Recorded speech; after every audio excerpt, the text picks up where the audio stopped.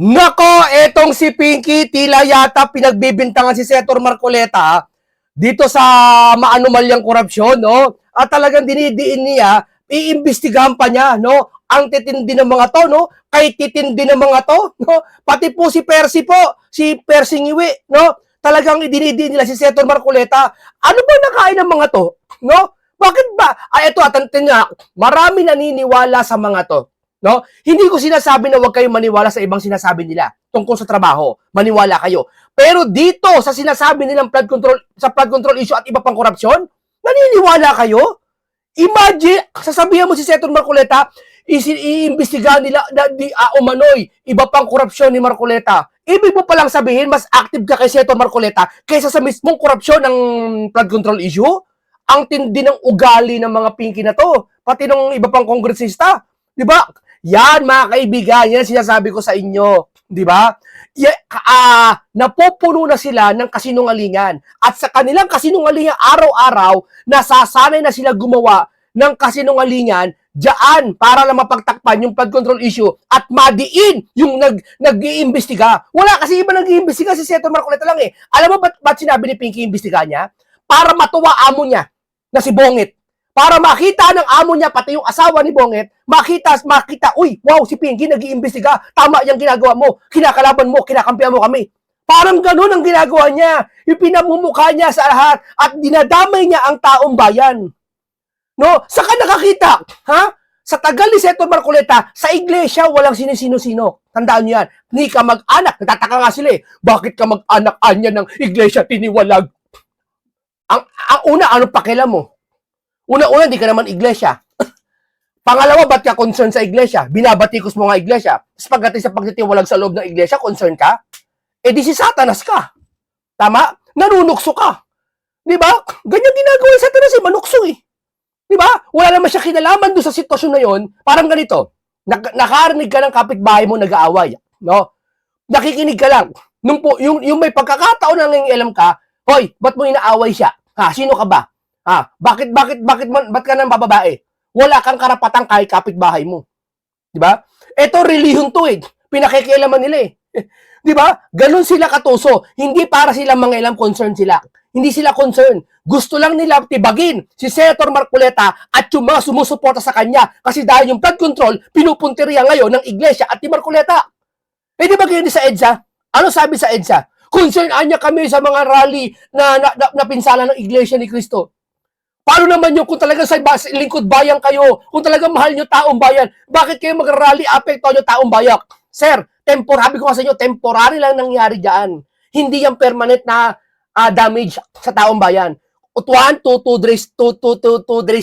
days lang na apektuhan siya siguro. Siguro may bumaba sahod, may hindi nakapag-OT, siguro may na-late, pero hindi yung permanent, temporary damage lang yan. Kumbaga sa sugat, ay nagagamot yan, gagaling kagad. Kumbaga sa pusa, kalmot na ng pusa yan. Di ba? Kesa yung ginawa nyo, kagat ng isang malaking tigre. Alin, yung flood control issue sa mga taong bayan na apektuhan, Luzon, Visayas, Mindanao na apektuhan nyo. Samantalang yung sa INC, nag-rally sila para din sa inyo. Ang naapektuhan nila dun sa EDSA, at naman niya, hinihingi naman ng tawad ng iba yun. Nang sa kanila, ng INC, hinihingi naman ng paunmanhin nila sa inyo yun.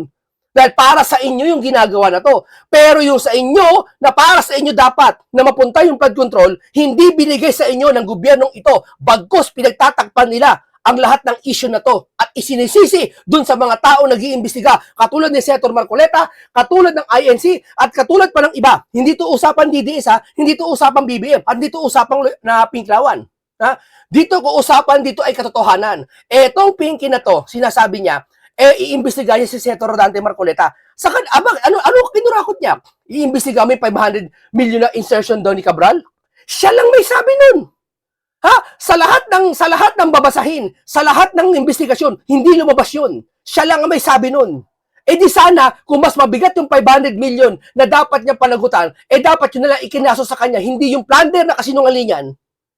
Di ba? Ito may ebidensya pa kung talagang siya nang kumuha ng insertion ng 500 million. Diba? Ilabas mo yung Cabral Files, Pinky. Hindi ako galit energetic lang tayo. Ulitin ko, ito po ay bahagi ng ating palatuntunan. Ito po ay style natin. Sa mga bago, nakikinig, ito po ay style natin. Hindi po tayo nang bibintang, hindi po tayo nang babanta. Ha?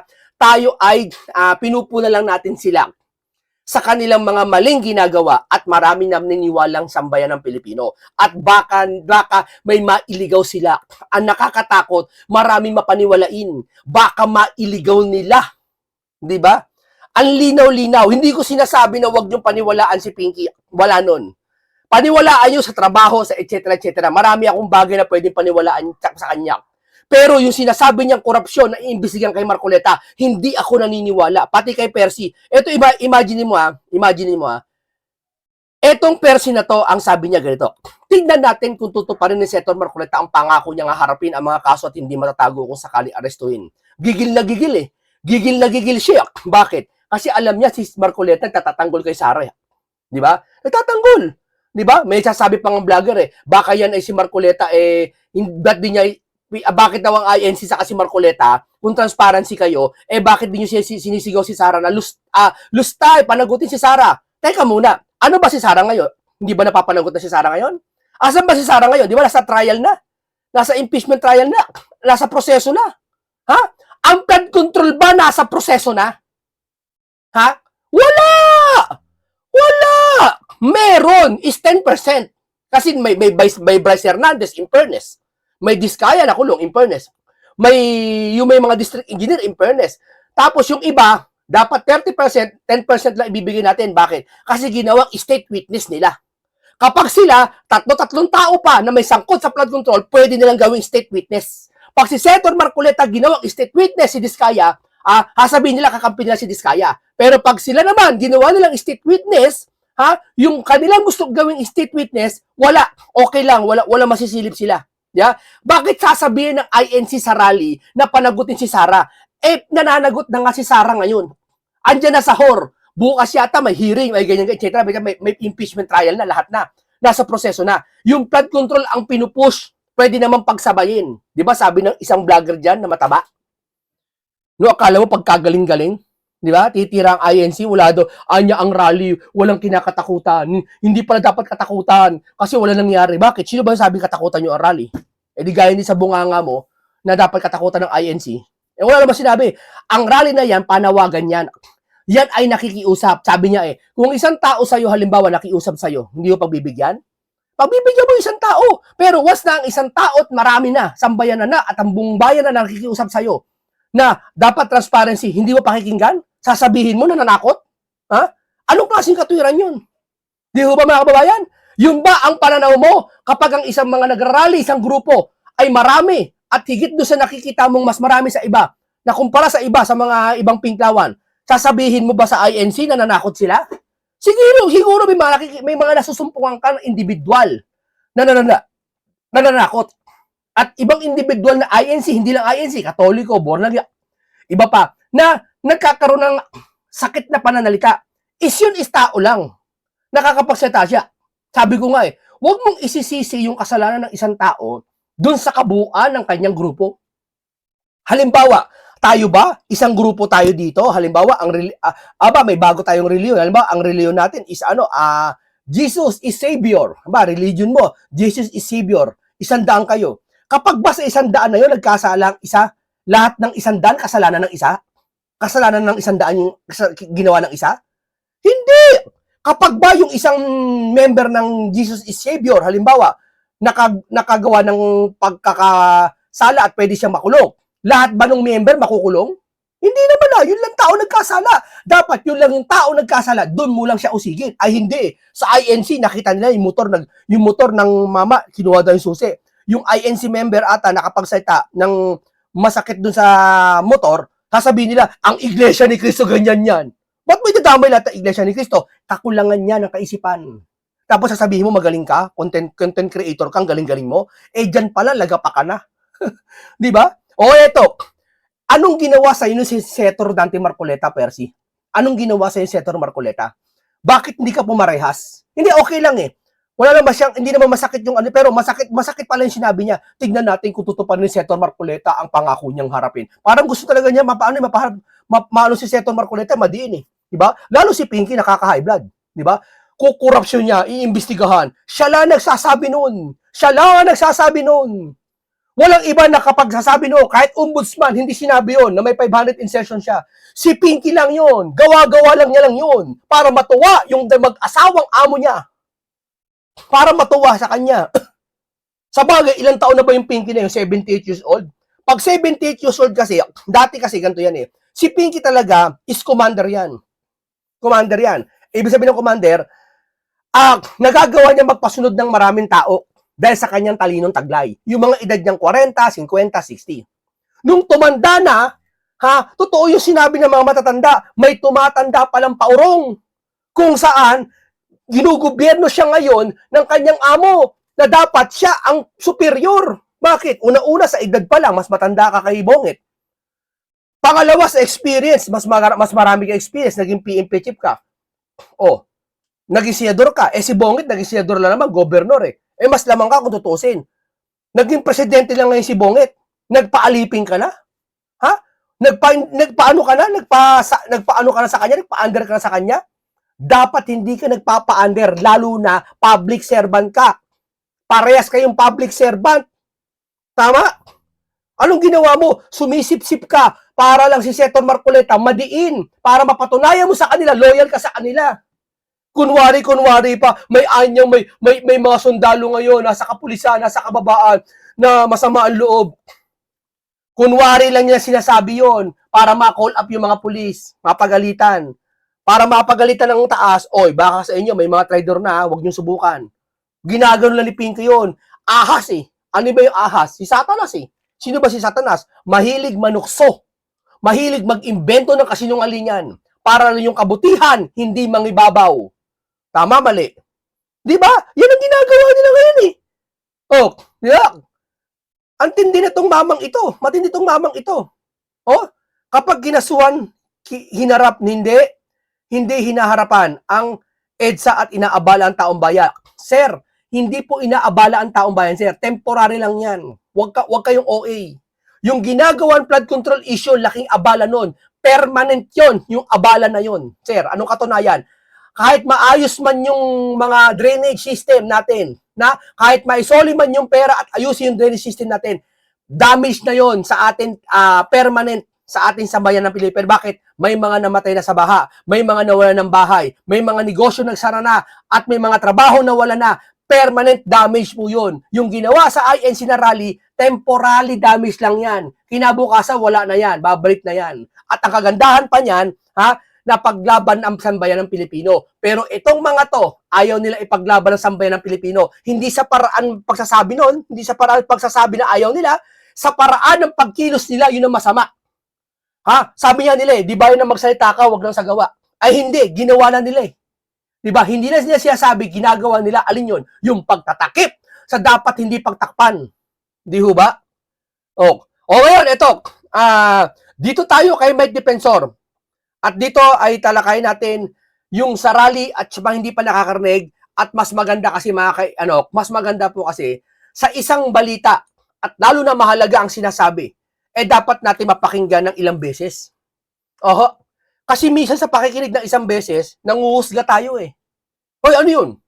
Kailangan marinig natin, masuri natin, para mas matandaan natin, maipayo natin dun sa mga taong nailigaw nila, na pinaniwala na walang korupsyon. Biruin mo si Pinky, sabihin mo, korupsyon si Marcoleta. Sa insertion, ibig sabihin may flood control si Marcoleta? Tanong ko lang. Ibig ko pala sabihin, parang ganito, ginagawa mo, parang tinuturo ni Pinky na mastermind si Marcoleta. Ayun ang dating sa akin Para lumalabas, mastermind si Marcoleta. Palagay natin ang uwa si Marcoleta. So, isa mastermind. Kasi may mga under niya sa baba eh. Correct? Kung siya kumuha ng 500 million, malaki yun. So, may mga under siya. So, ginagawa mo siyang mastermind. Iniuugnay niya sa korupsyon sa flood control, pinipilit nila si Senator Marcoleta. At yung plunder, pinipilit nilang plunder. Di ba? Idinidiin nila si Senator Marcoleta. Pakinggan natin si Mike Defensor.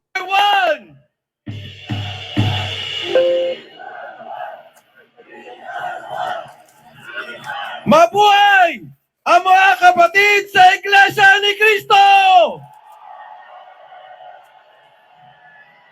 Mabuhay si Senador Dante Marcoleta! Mabuhay ang sambayanang Pilipino! Mga kasama, nandito po tayo, nagkakaisa.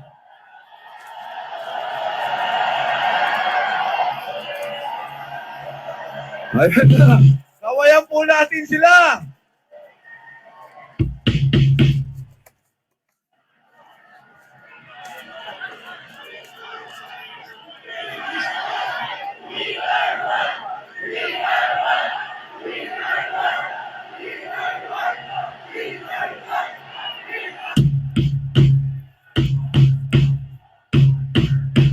Mga kasama, nandito po tayo, nagkakaisa sa sinasabi nating pagyurak sa ustisya ng ating bansa. Ikikwento ko po sa inyo kung ano ang nangyayari ngayon. Isipin nyo mga kasama, ang daming binanggit. Sabi nila 67, 67 na contractors. May pinatawag ba? Alam niyo ho, doon sa flood control scandal, doon sa anomalya, pinakamalaking skandalo ng nakawan sa ating bayan, ang may kaso, 6 lamang. Doon sa 6 na may kaso, 2 binigyan ng pagiging state witness. Yung pong si Director Alcantara ng Bulacan at si Yusek Bernardo ng DPWH. 2 senador kinasuhan. Si Bong Revilla at nung hindi sumama, nanindigan, ikinulong nila. Pansin nyo, ito pansin nyo sa lahat ng hindi sumama sa kagustuhan ng itaas, bukod sa may kaso, pinagtutulong-tulungan ng mga trolls. Tignan mo yung mga sumama, ang gaan. Si Win, tamo, ang gaan, nagla-live siya, okay siya, wala ano sa kanya, hindi siya inaaway ng mga pinklawan, hindi siya inaaway. Yung mga kumukontra sa inaaway ng pinklawan. Ang pinklawan, pasimple nilang pitatanggol ang loyalista. Pero pag nagpa-survey, negative si Bongit. Ibig sabihin, pag ang pinklawan, pinasurvey mo, ayaw nila si Bongit. Pero pag hinarap mo sa Facebook, sa camera, ay sa social media, kunwari gusto nila si Bongit. Diba? Pero nakikita sa survey. Kasi kung talagang gusto ng pinklawan si Bongit, at ng ibang loyalista, edi sana mataas ang survey ni Bongit. Ay, hindi naman niya accurate ang survey eh. Palagay natin, okay, well, hindi accurate ang survey, pero ilang beses nagpa-survey, sunod-sunod. Ganun pa rin, negative. Kapani-paniwala na. At hindi lang yan. May mga vlogger, hindi naman bias, yung mga neutral, nagpapa-survey sila. Sa kalye survey, ang lumalabas talaga, negative siya. So, yung mga pinklawan, pasikretong kumakampi lang. Nanggugulo lang sila kasi may naratibo sila. Na talagang si Sara, wag manalo, at yung kanilang manok, manalo. Di ba? Wag kami. Checkmate namin kayo. Si Jinggoy Estrada. Alam nyo ho, ilan na ang may kaso doon sa mga galit, sumisigaw sa tunay na hustisya, sumisigaw sa nakawan dito sa ating bansa. Kasama na si Amy Marcos, ang may kaso na ho, humigit 40. Ano po ang ibig kong sabihin? Ang diferensya ng diktadurya sa demokrasya ay iisa lamang. Yung maaari kang magsalita, maaari kang sumigaw, maaari kang maggalit pag may nakikita kang mali. Anong ginagawa nila?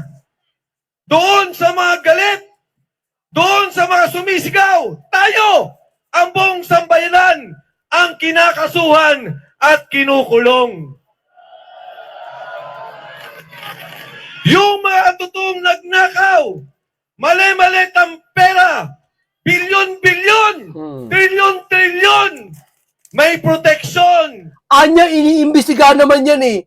Di ba? May pag tinanong mo mga loyalista, pati mga pintawan, iniimbestigahan naman, di ba si Martin kinakasuhan?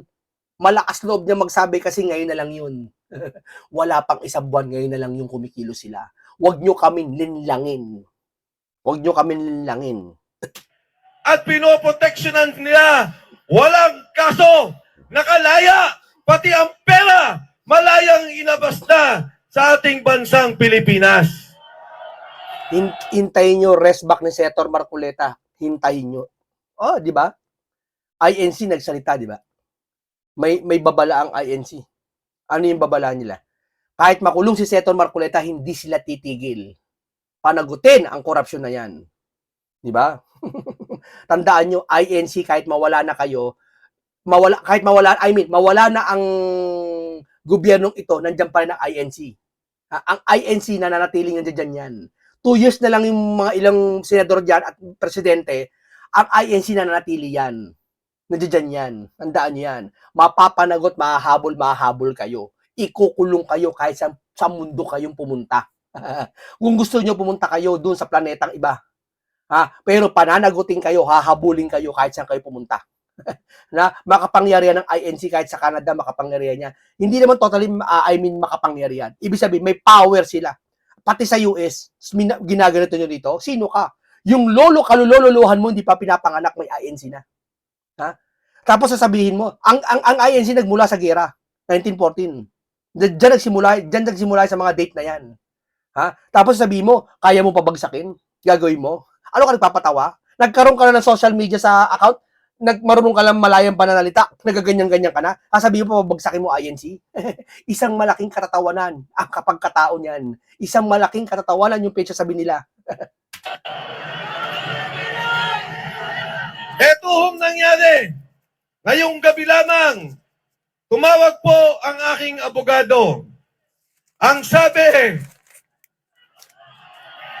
ngayong linggo, lalabas na ang warrant of arrest ninyo ni Senador Dante Marcoleta. Ang kaso ho namin, ang sabi nila, plunder, pagnakaw sa kaban ng bayan. Diri mo, naging pagnakaw sa kaban ng bayan pala yun. Pera mo, ibinigay mo, pinaghirapan mo doon sa taong tatakbo bilang senador at yung pera na yun, di naman galing sa gobyerno, plunder mo, pagkukurakot sa gobyerno, dahil ang dahilan mo, yung panahon na yun, Congressman pa si Senator Marcoleta, asa ng batas doon? Sige nga, pagpapawisan kayo sa akin, pag humarap kayo sa akin. Pagpapawisan kayo ng butil-butil na malalamig. Pag nakaharap nyo ako. Kaya nga sabi ko doon sa isang matandang tulpo, di ba? Yung pinakamatandang tulpo, chinat ko eh. Una, pinansin ako eh. Yung pangalawang hinamon ko siya, hindi na ako pinansin eh.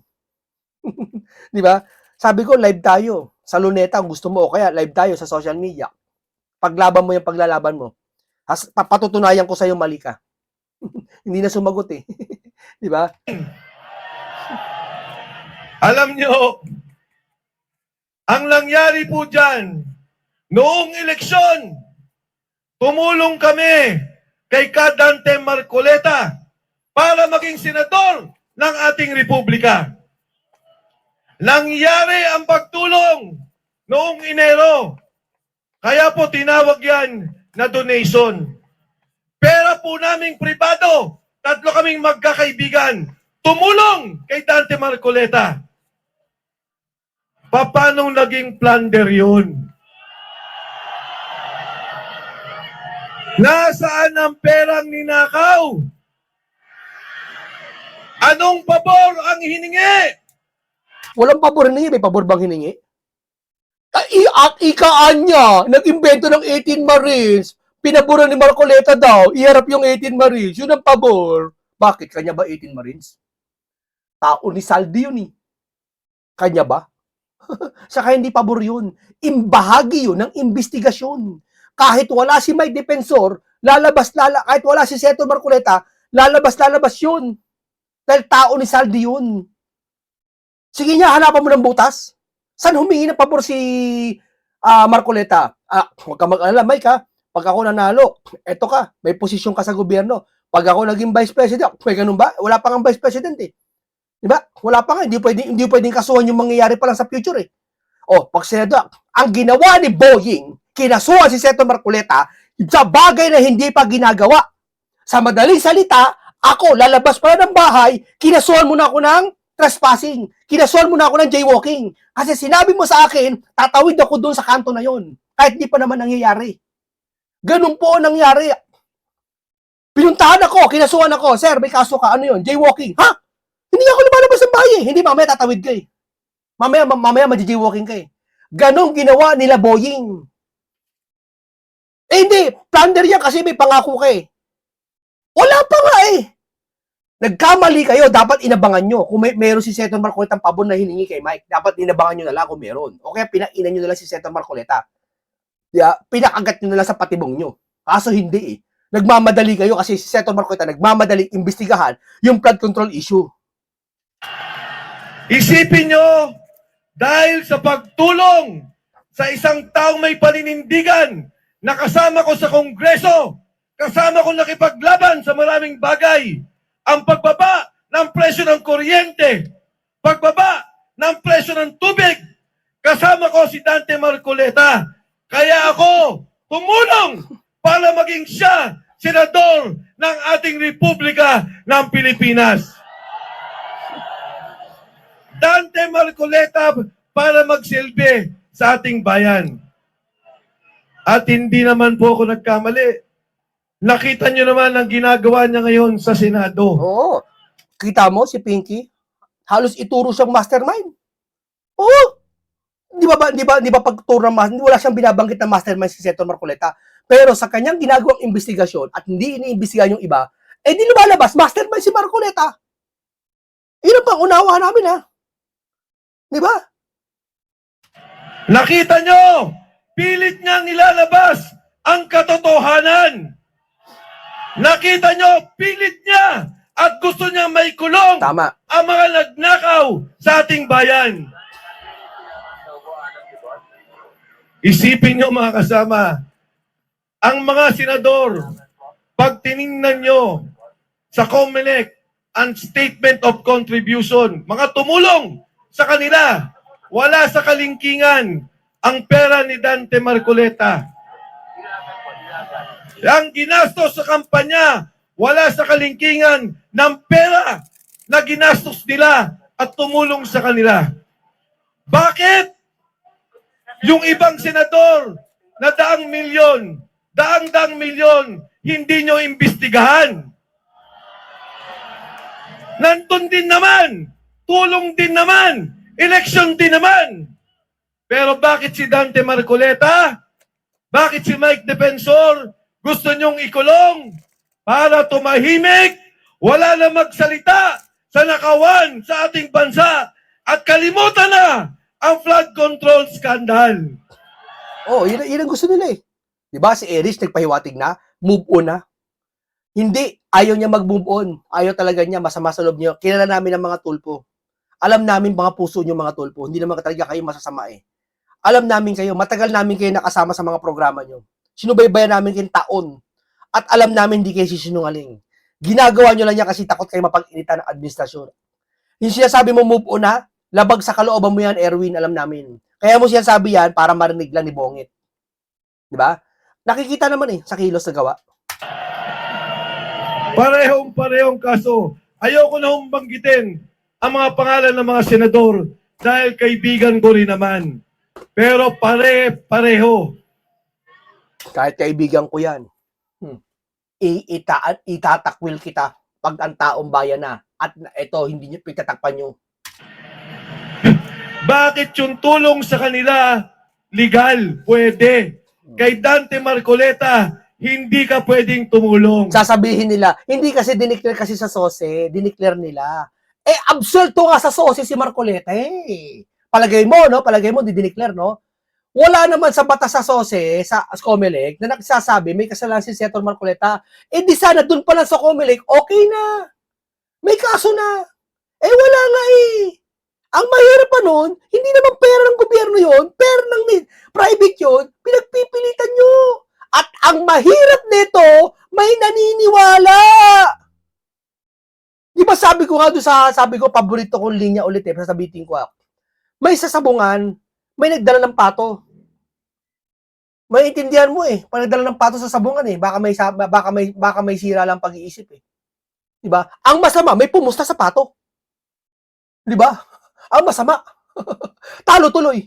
Gets nyo? Ganun din dito. May naniwala. May naniwala sa na sinasabi nila. Di ba? At alam naman ng lahat, O si Pinky, 500 insertion, para mastermind si Marcoleta, may naniwala. Di ba? May isa pang vlogger lumabas, hindi naman talaga si Pangulong Marcos nagpasimula kung si Pangulong Marcos pala nagsimula, Duterte pala may kasalanan, ba't di niya inimbestiga nakaraan? na magmula Apari hanggang Hulo, ang tunay na tumulong kay Dante Marcoleta ay ang mga kapatid sa Iglesia ni Cristo.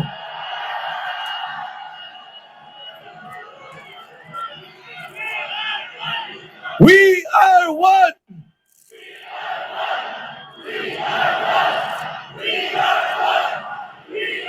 Ito pa, mga kapatid, ang nakakatawa. Sinabi ni Rimulya, may warrant of arrest na si Dante Marcoleta at si Mike Defensor. Pero, ang sekretaryo ng DPWH, si Secretary Manny Banoan, absuelto, state witness pa. May piloso pa yan. Hindi naman absuelto si Bonoan ginawang state witness I-search mo kung ano yung state witness. I-search mo bago ako magsabing hindi absuelto si Bonoan I-search mo muna, bibigyan kitang tip. I-search mo na lang kung ano yun. Ng gobyerno.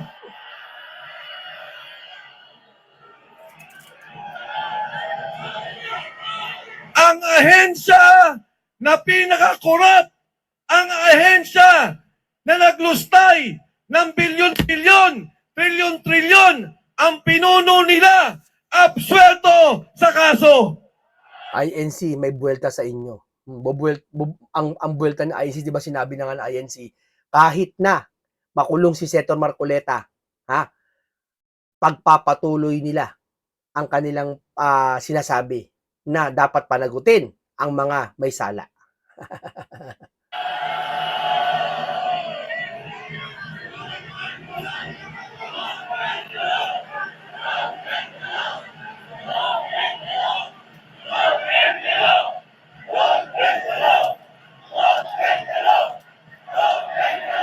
Ngayon mga kasama, nagsimula noong pa 3 buwan nakaraan, ang sabi, kakasuhan si Martin Romualdez.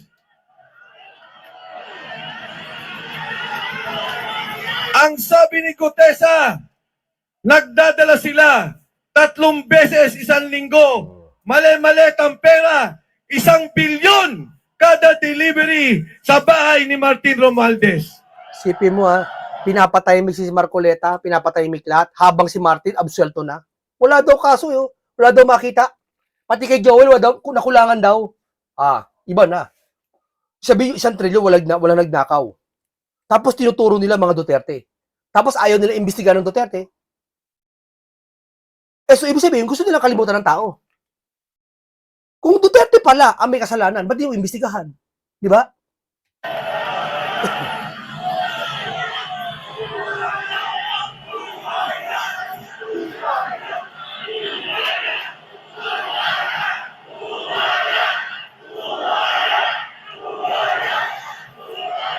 Ang sabi po ng 18 Marines, nagdadala sila bilyon-bilyon, 3 beses isang linggo, umabot halos 800 bilyong piso ang nadala kay Martin Romualdez.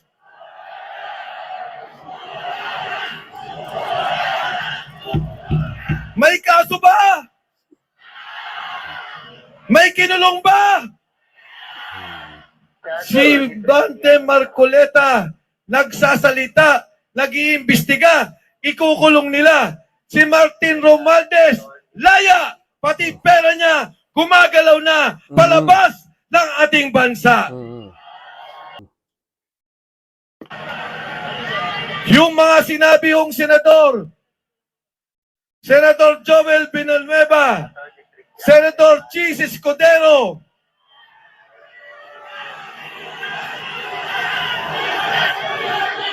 muna tayo, ito tapos na po tayo at nakita natin talagang nabusog ko kayo ng kaalaman at panibagong komentaryo punong-puno ng karunungan at kaalaman at isang makabulong talakayan naman ang akyat sa inyo. At nakita nyo naman kung ano pinagkaiba talaga na nangyayari ngayon sa sinasabi nila at sa nagsasabi ng katotohanan. Katulad nila Mike, at huwag na lang si Mike kasi si Mike may issue eh. Yun na lang iba nagsasabi ng mga tao na nanonood lagi sa balita na nagsasabi na meron talaga at kayo mismo nagsabi, sila mismo nagsabi na meron. Okay, maraming salamat. Paalam po sa inyong lahat.